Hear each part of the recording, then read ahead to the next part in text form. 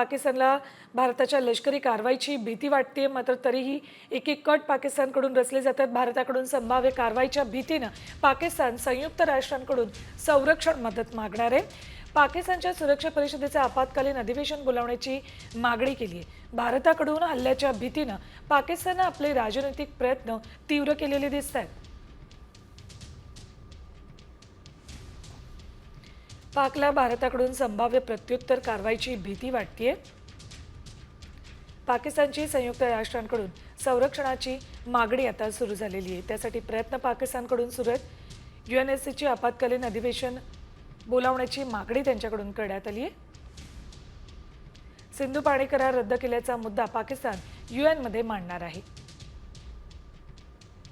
तर भारताच्या आक्रमक वर्तनाबद्दल UN मध्ये माहिती सुद्धा देणार असं पाकिस्तानकडून ठरलं आहे.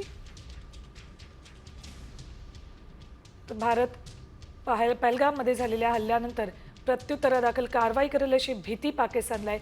म्हणूनच पाकिस्तानकडून ही धावपळ आता सुरू झाली आहे.